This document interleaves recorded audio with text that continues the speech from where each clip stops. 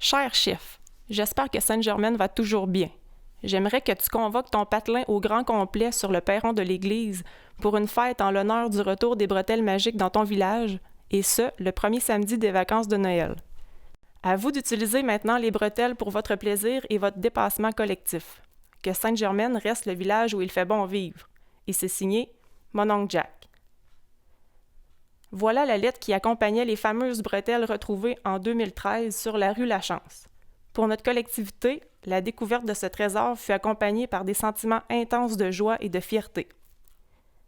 Extasiée par les bretelles retrouvées, Sainte-Germaine s'organisa et se pointa au rendez-vous en 2013, le premier samedi des vacances de Noël. Mais pourquoi mon oncle Jack semblait-il tenir mordicus à ce que cette soirée de festivités se passe le premier samedi des vacances de Noël? De vieilles histoires qui courent toujours entre les branches nous font miroiter que cette soirée serait liée à une ancienne veillée qui, jadis, était bien spéciale pour Sainte-Germaine et ses habitants. Pour ne pas rater ce fameux party, on raconte que certaines jeunesses de Boulay étaient prêts à tout, même prêts à faire un pacte avec le diable. Comme on dit, dans les petites places, les murs ont souvent des oreilles. Grâce à elles, vous allez maintenant pouvoir connaître l'histoire qui nous unit à cette fameuse soirée, celle du premier samedi des vacances de Noël. Ce soir, j'ouvre la grande porte des secrets de Boulay. Bienvenue dans la nouvelle aventure des bretelles à mon oncle Jack.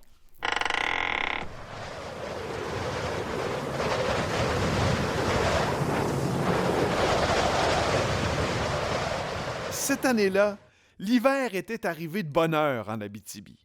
Déjà à mi-novembre, nos bûcherons avaient été calés pour monter dans le bois au rang 4. Comme un bon coach de hockey qui prépare sa prochaine saison, mon oncle Jack avait profité de l'automne frisquet pour faire le tour de Sainte-Germaine et signer 3 nouvelles recrues assez fringantes pour compléter son équipe de chantier. Avec l'hiver de coupe qu'avait espoir de sortir mon oncle, un bon mix qui réunirait la fougue des jeunes et l'expérience des vétérans bûcherons allait être la clé du succès, du moins l'espérait-il.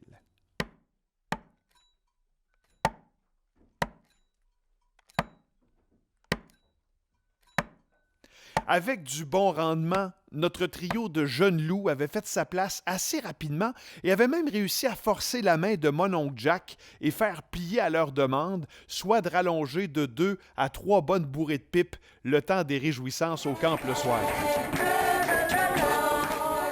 Bien que cette petite culbute au couvre-feu habituel permette de divertir les gars du chantier, elle permettait surtout à nos 3 jeunesses de se tenir fin prêts et d'être encore à la hauteur de leur réputation pour la veillée des veillées du village.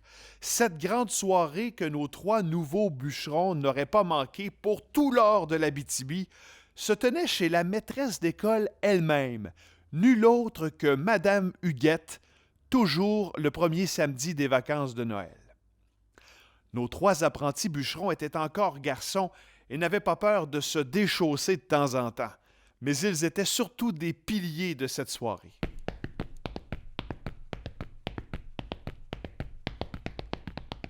C'est pas mêlant quand tu pouvais te vanter d'avoir dans ton party ce trio qui était composé d'Alex le forgeron, qui en plus d'être un fichu de bon travaillant, était reconnu comme le meilleur caleur de 7 carrés de Boulay et un vrai ténor de la chanson à répondre. Le deuxième membre du trio, on l'appelait Florent le cordonnier.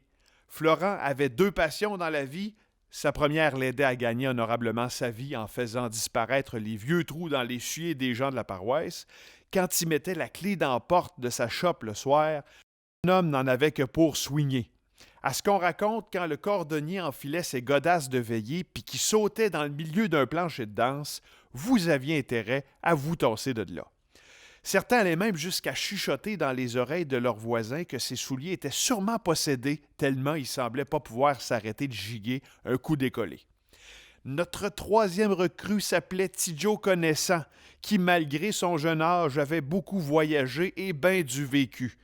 Quand Tidjo prenait le crachoir pendant une veillée, il ne se faisait pas prier pour déplier sa langue en quatre et de raconter ses histoires rocambolesques de contrées lointaines qu'il avait visitées, tout ça entremêlé au travers de loups-garous et de chasse-galeries à outrance.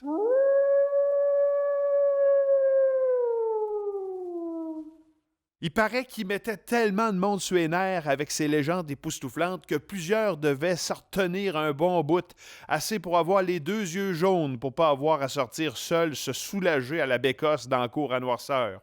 C'est pas mêlant. Avec ces 3 gars-là sur ton line-up, tu pouvais t'attendre à remplir ta cabane et à vivre une maudite belle soirée.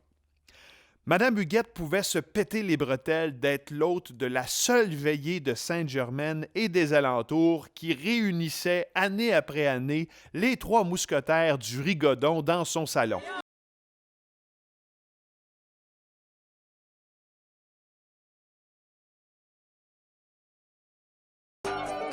Une semaine avant que mon oncle Jack les offre ses gars pour les vacances de Noël, on pouvait déjà sentir l'ambiance dans le camp qui était déjà à la fête. Nos bûcherons commençaient à avoir drôlement hâte d'être en congé.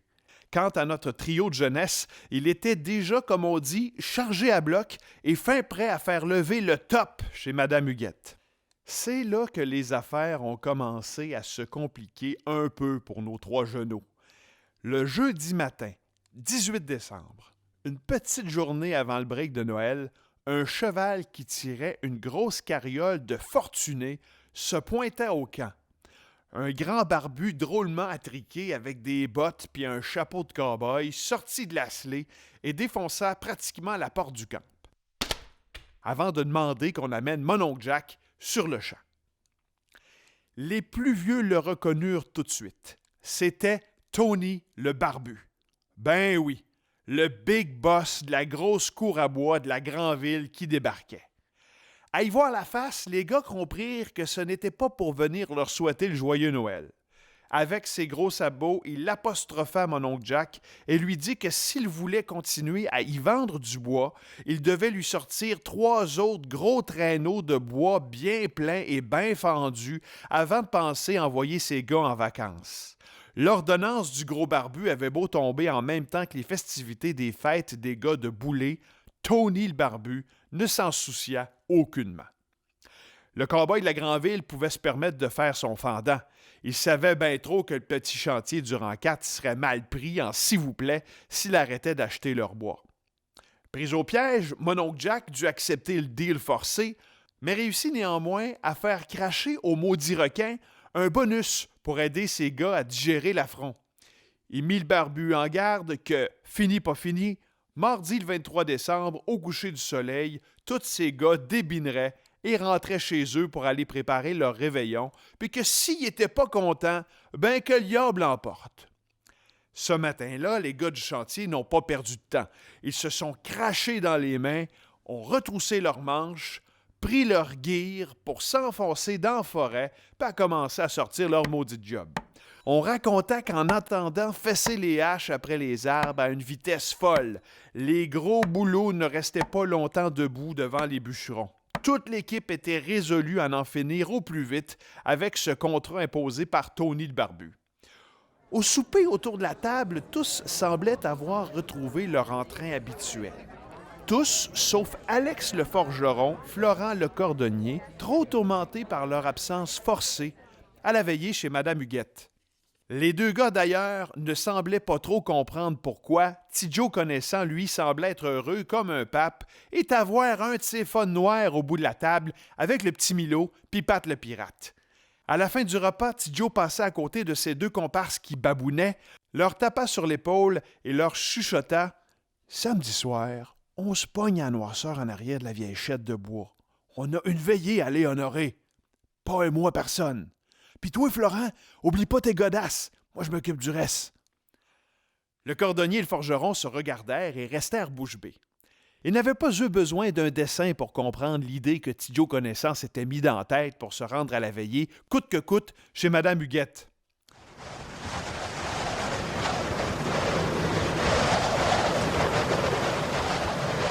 Le fameux samedi soir en question, nos 3 amigos usèrent de ruses chacun de leur côté pour se rendre au rendez-vous secret derrière la chaîne. Petit Joe Connaissant fut le dernier à arriver pour rejoindre ses chums. Bien normal, il avait dû subtiliser les fameuses bretelles à mon oncle Jack et transporter une grosse bille de bois ébranchée sur son épaule. Il expliqua le plan de match aux deux gars, comme ils n'avaient pas de canot de bois à leur disposition pour le voyage de chasse-galerie. Nos trois complices allaient devoir se débrouiller avec une bille de bois et inventer la Drave-galerie right now pour se rendre à la veillée de Madame Huguette. Il fit enfiler les bretelles magiques à Florent le cordonnier, lui attacha une corde qui l'y relierait à la bille de bois et plaça Alex le forgeron debout sur la bille. Petit Joe se plaça derrière, ordonna à Florent de se mettre à courir avec la force du désespoir, mais probablement aidé par ses godasses et ses cuisses grosses comme des troncs d'arbres, il finit par faire avancer la patente. Pendant ce temps, Petit Joe Connaissant implora Liaube d'accepter leur âme, advenant qu'il accrocherait le clocher d'église et qu'il rentre au camp avant la levée du soleil.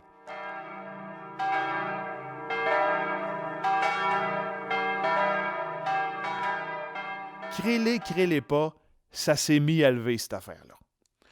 Le forgeron, qui était fort comme un ours, tira la corde vers lui et remonta Florent par les bretelles jusqu'à la bille avec eux autres. Nos trois comparses étaient debout sur le rondin de bois, aussi confortable que des Vikings sur un bateau, en direction pour aller jeunesser chez Madame Huguette.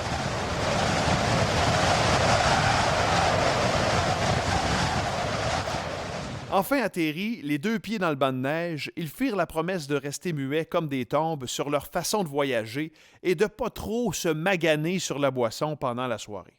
Ils manigancèrent leur plan pour se retrouver en catimini à minuit, ben pile, à la bille de bois qu'ils avaient pris soin d'enterrer pour retourner au chantier en Drave-galerie.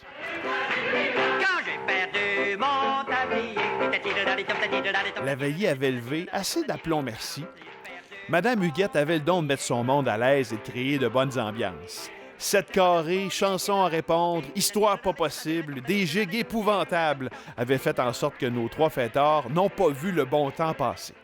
À part quelques petites tournées de chartreuse quasiment obligatoires sur le side avec Madame Huguette, nos trois recrues de chantier furent quand même assez raisonnables côté boisson et se pointèrent comme prévu au fameux rendez-vous de départ. Après avoir écorniflé les alentours et repéré une gang de marcheurs qui semblaient se traîner les bottines au fond du village qui débouchait vers l'allée du rang 4, notre trio décida plutôt de s'enligner en direction du rang 2 Est pour leur retour. Après avoir attaché la corde au dos des fameuses bretelles magiques, Petit Joe Connaissant donna le feu vert. Le beau Florent réussit encore à faire avancer la bille pendant que Petit Joe, implorant les abysses, le tronçon de bois quitta le sol. Mais contrairement à la chotte pour s'en venir veiller, ce coup-là, la bille de bois semblait vouloir jouer au rodéo avec les pieds d'Alex le forgeron et de Petit Joe Connaissant. Petit Joe essayait de calmer le jeu en se mettant en petit bonhomme, mais rien ne semblait vouloir ralentir le vaisseau de fortune qui allait déjà trop vite et qui frôlait le clocher de l'église. Comme un malheur n'arrive jamais seul, une clip des bretelles que Florent le cordonnier avait enfilées lâcha, ce qui avait fait lousser le mécanisme pour le faire remonter. À 300 pieds dans les airs, pas besoin de vous dire que le forgeron rushait comme un malade à essayer de ne pas échapper son chum en bas.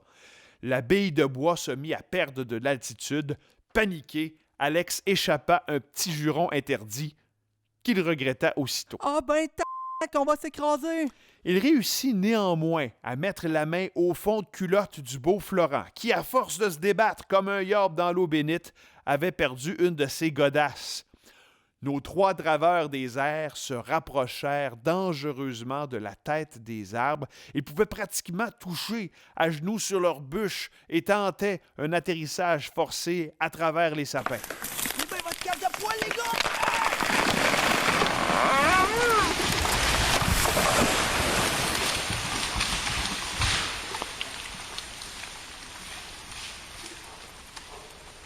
Chanceux dans leur bad luck, malgré le fait qu'ils embrassèrent le décor et qu'ils se retrouvèrent les quatre fers en l'air, on peut dire que nos bûcherons avaient évité le pire.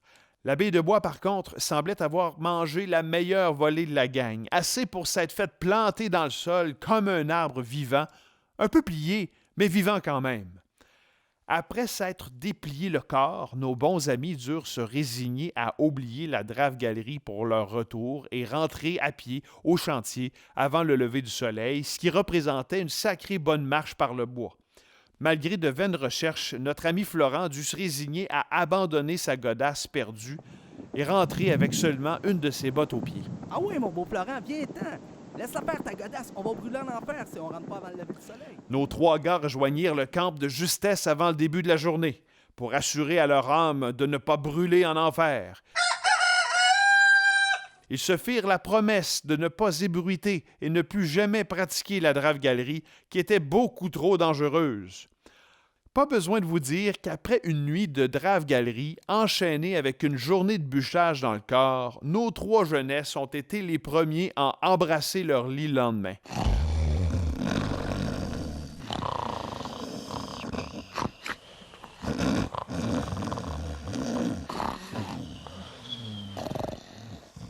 Pour ce qui est de la fameuse commande du cow-boy de la Granville, mon oncle Jack et ses boys réussirent contre toute attente à y livrer pas plus tard que lundi, le 22 décembre, pour midi. Il paraîtrait que Tony le Barbu avait même de la misère à croire que les gars de Sainte-Germaine n'avaient pas eu l'aide d'un autre chantier pour sortir la job aussi vite. Comme quoi, en l'honneur de nos bûcherons, on peut bien se péter bretelles un peu.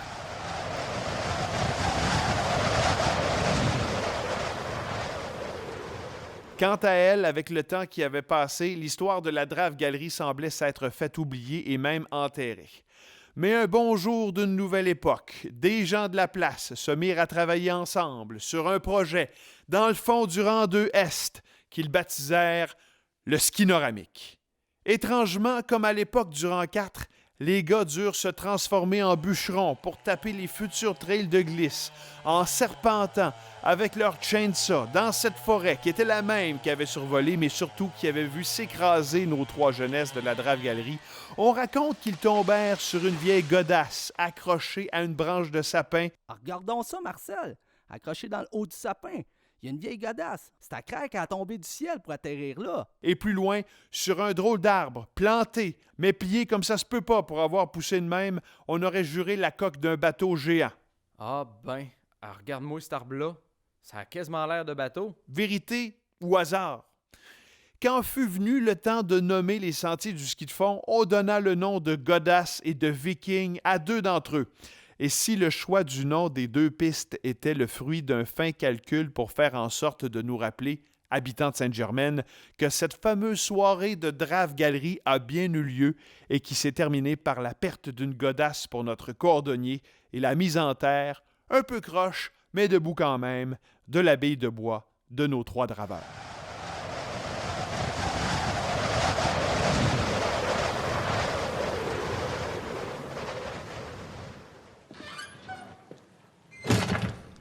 Gens de Sainte-Germaine, nous avons maintenant la certitude qu'il n'y a pas que les murs qui ont des oreilles à bouler, mais aussi certains arbres.